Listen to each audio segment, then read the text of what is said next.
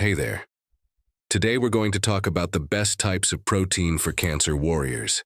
This video dives into the journey of people who are going through cancer treatment or have recently finished cancer treatment and are trying to rebuild their health. And one of the most important nutrients that we focus on is protein. Protein helps our bodies repair tissues, grow and maintain muscle mass, and helps us fight off infection.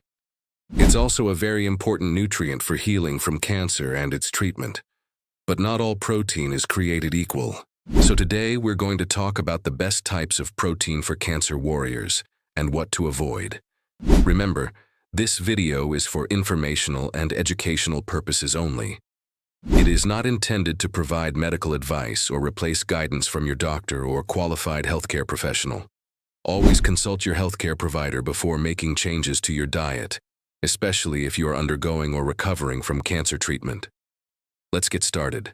Let's start with the best type of protein for cancer warriors, and that is going to be lean meat and poultry. In this category, I would include things like chicken, turkey.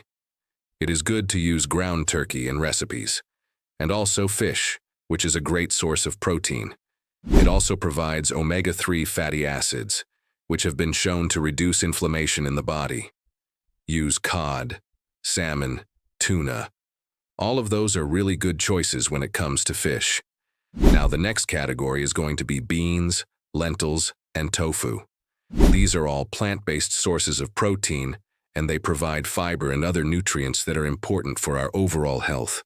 And they provide protein without the saturated fat that you'll find in animal products. Next is dairy, and this includes things like Greek yogurt, cottage cheese, milk. Now, not all dairy is created equal, so choose full fat over fat-free or low-fat versions, because those products often have added sugars, and we want to avoid that. I also recommend choosing grass-fed and grass-finished versions of dairy whenever possible, because those products have higher levels of omega-3 fatty acids and other nutrients that support our health. Another great category of protein is nuts and seeds, and this could include sunflower seeds, pumpkin seeds, almonds, walnuts. These are all great sources of protein. They also contain healthy fats that support heart health, and they also provide fiber and other nutrients that are important for overall health. Now, when it comes to nuts and seeds, I would say the only thing to watch out for is if you have a nut allergy, then obviously you'll want to avoid those nuts and seeds that you're allergic to. But otherwise, they're a great source of protein. The last category of protein that we would consider to be a best choice is going to be eggs. Eggs are a great source of protein. They're also rich in vitamins and minerals like vitamin D, vitamin B12, and choline, which is important for brain health. So now that we've talked about the best types of protein for cancer warriors, let's switch gears and talk about the worst types of protein. You'll notice that I'm showing some images of the types of protein that I'm talking about. So you'll see highly processed meats here, and also some protein bars, protein drinks, and some other processed foods that may have protein but are not the best choice for a cancer survivor. Highly processed meats include things like deli meat, hot dogs, sausage, bacon. These types of meats are high in sodium and preservatives, and they don't provide the same health benefits as the better sources of protein that we talked about earlier. Consuming a lot of processed meat has been associated with an increased risk of certain cancers, including colon cancer. So for that reason, I recommend avoiding or limiting the amount of processed meats that you consume. Another type of protein that you want to avoid is anything with added sugars. This includes protein bars, protein drinks, protein cookies. A lot of times these products are marketed towards athletes or people who are trying to lose weight or trying to gain muscle mass, but they're not the best choice for someone who's recovering from cancer. We want to keep our sugar intake low so that we can keep our energy level steady throughout the day and keep our blood sugar stable. And so, for that reason, I recommend avoiding or limiting the amount of protein that you consume that have added sugars.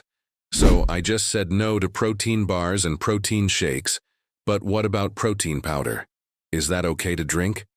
My general recommendation with protein powder is if you need it, then use it. If it's something that you need to meet your protein requirements, then by all means use it. But if you can get enough protein from food, then I recommend getting your protein from food versus a shake. That's my general rule of thumb. And also, if you do use a protein powder, make sure it's a high-quality version. Look for one that's grass-fed, organic, non-GMO. There are many options out there. Just do a quick search to find one that meets your needs. Another category of protein that you might be surprised that I put in the worst category is going to be alcohol. Yes, alcohol does have some calories and it does have some carbs, but it also has a lot of empty calories. It doesn't provide much nutritional value. And also, drinking alcohol can interfere with cancer treatment. It can make chemotherapy or radiation therapy less effective. Plus, alcohol consumption is associated with an increased risk of certain cancers, including breast cancer, colon cancer, and liver cancer. So for all of those reasons, I recommend avoiding alcohol.